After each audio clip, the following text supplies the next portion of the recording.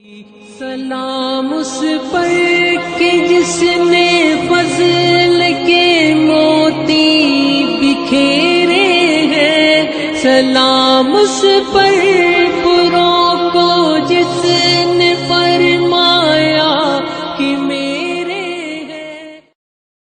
اللهم صل على محمد وعلى آل محمد كما صليت على إبراهيم وعلى آل إبراهيم إنك حميد مجيد اللهم بارك على محمد وعلى آل محمد كما باركت على إبراهيم وعلى آل إبراهيم إنك حميد مجيد۔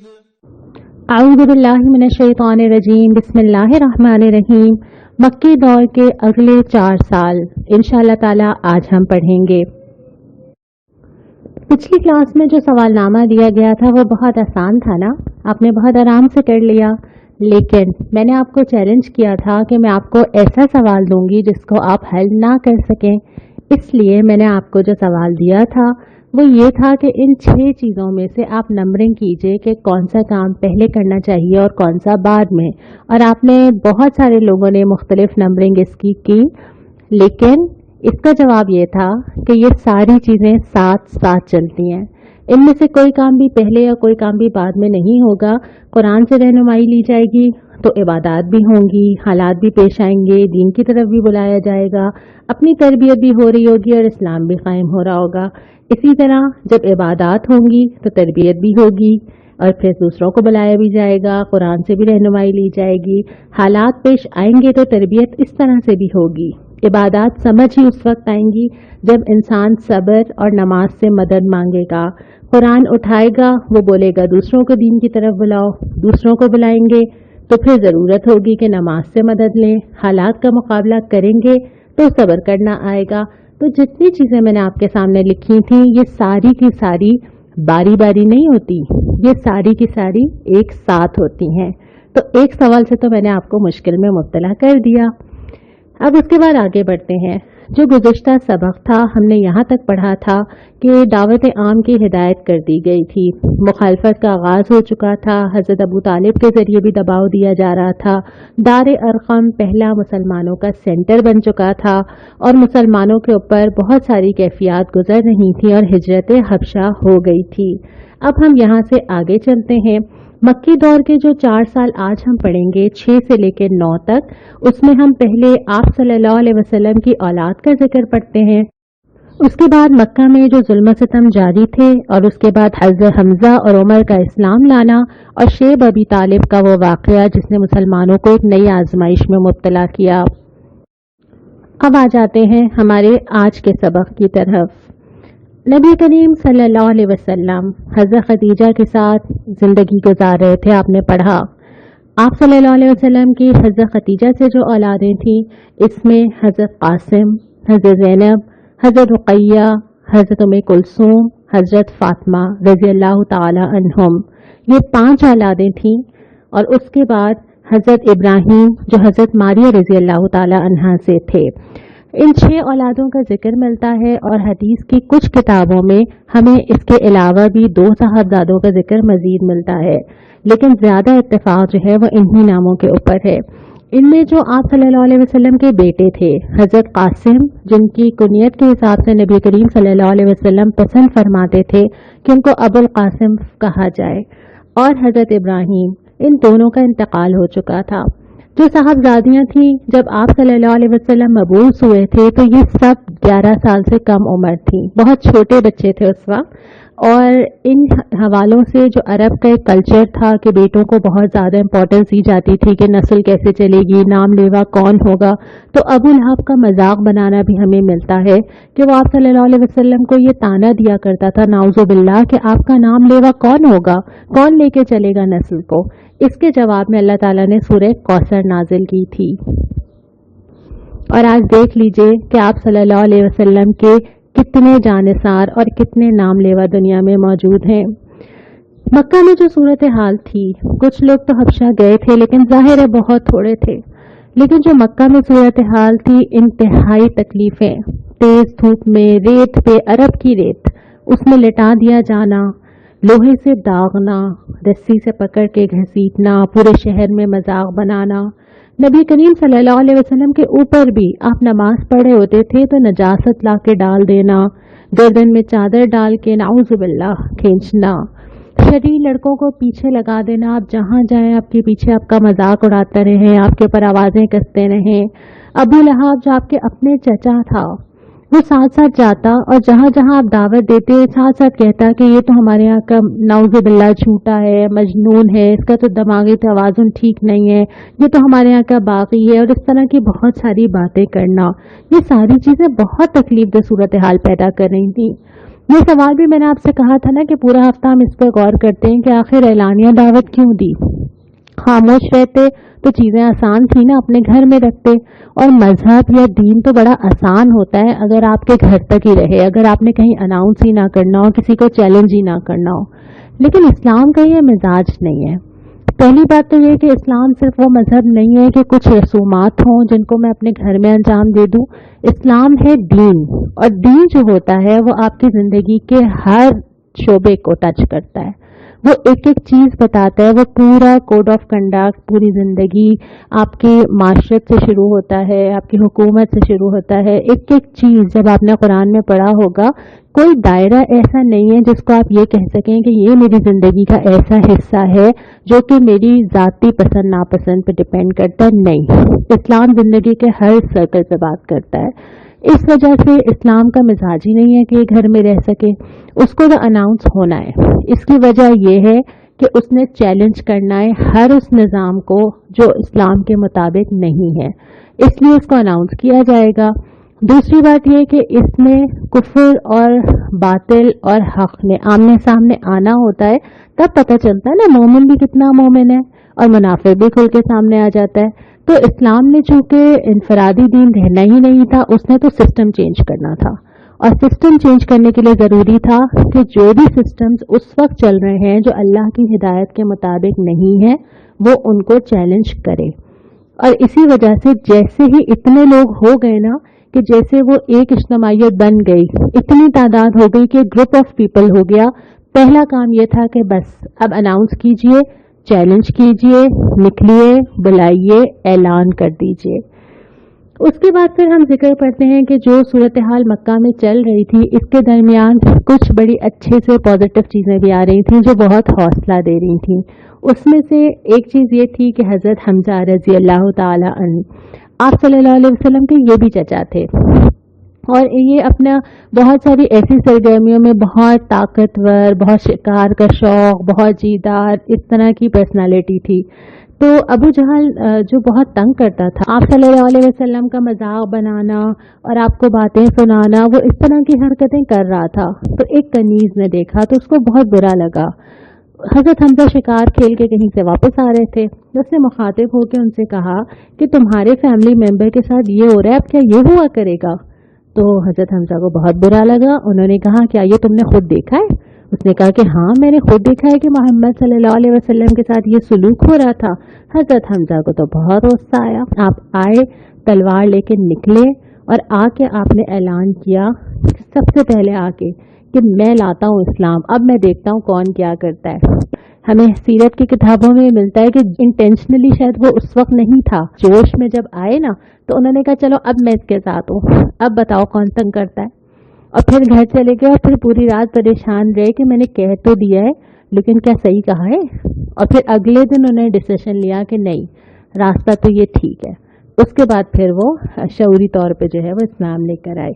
दूसरे हजरत उमर थे, इनकी भी पर्सनालिटी बहुत रोब वाली, बहुत ताकत, बहुत पावर वाली थी। और आप सल्लल्लाहु अलैहि वसल्लम ने दुआ भी की थी ना कि दो लोगों के लिए दुआ की थी, हजरत उमर के लिए और अबू जहल के लिए, कि इनमें से किसी एक को इस्लाम की दौलत अता कर दे और इनके जरिए इस्लाम की मदद फरमा, क्योंकि दोनों की एक पोजीशन थी वहाँ पर।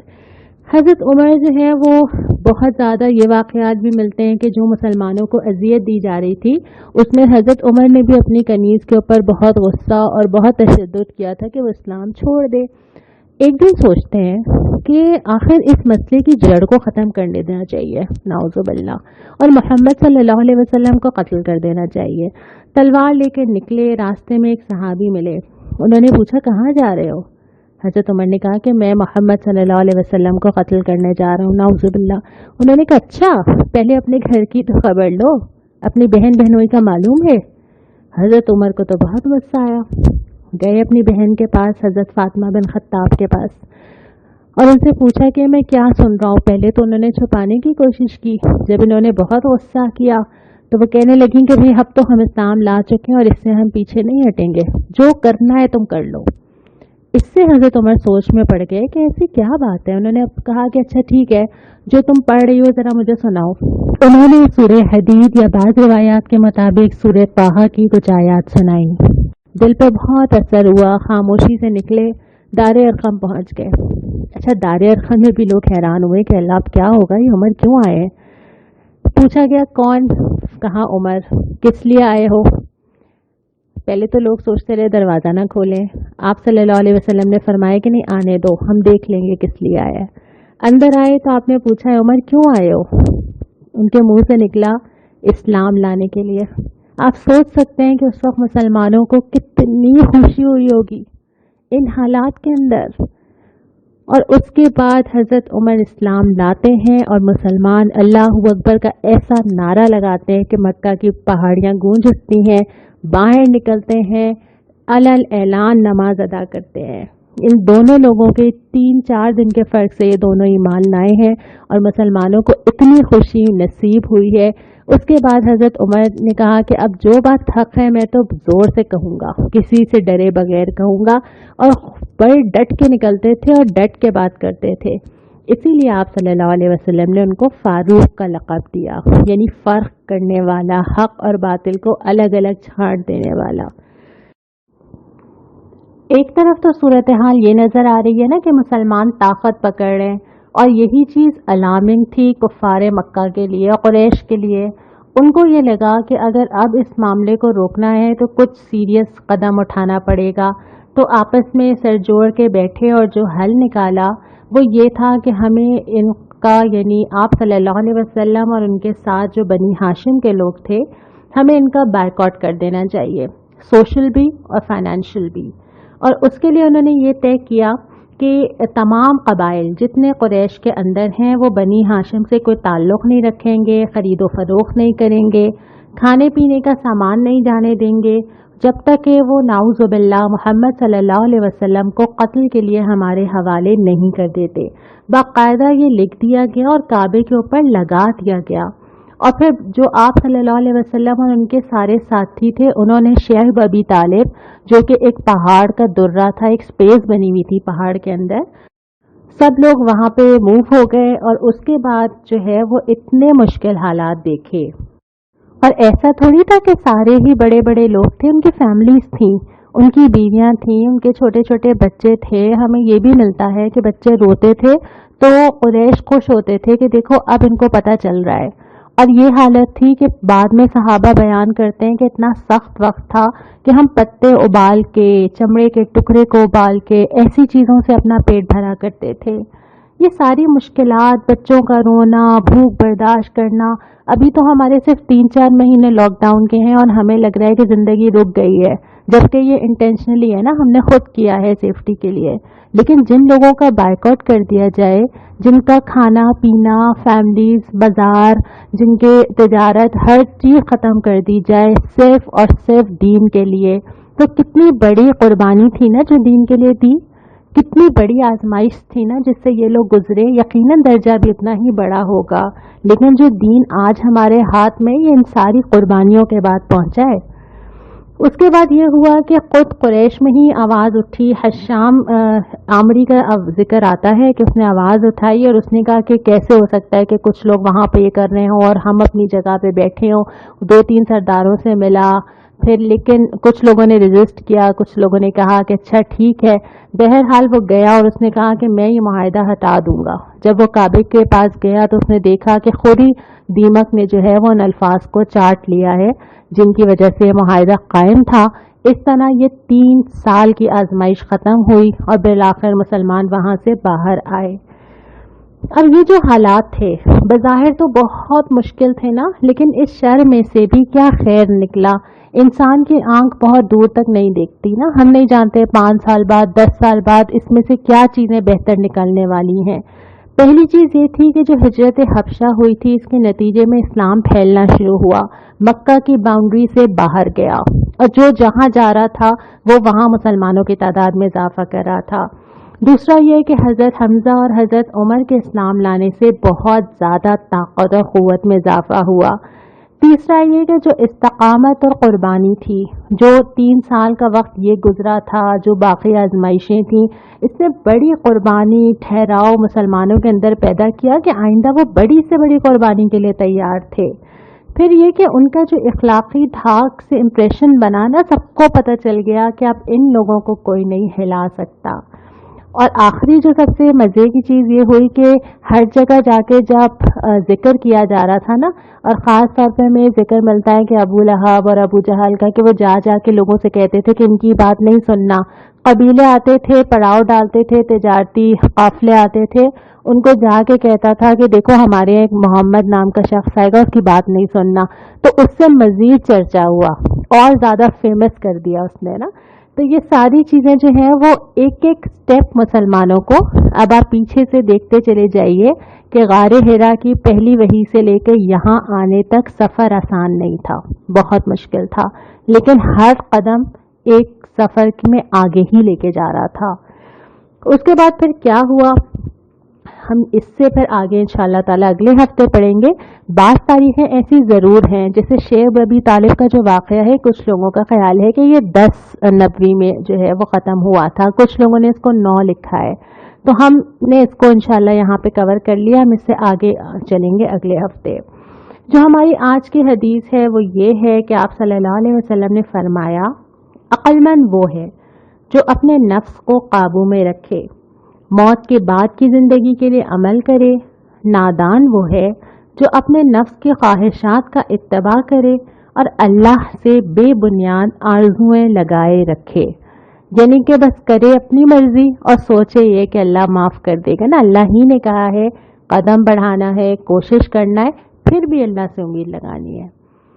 सवाल मुझे आपसे ये करना है कि ये जो आज का सारा वाक़या हमने पढ़ा है, ये जो सब्र हमने देखा, ये जो इस्तकामत देखी, ये जो कुर्बानियाँ देखी, क्या चीज़ है जो इंसान के अंदर ये पैदा कर देती है? वो क्या है जिसकी वजह से इंसान दीन के लिए हर कुर्बानी देने पे आमादा हो जाता है?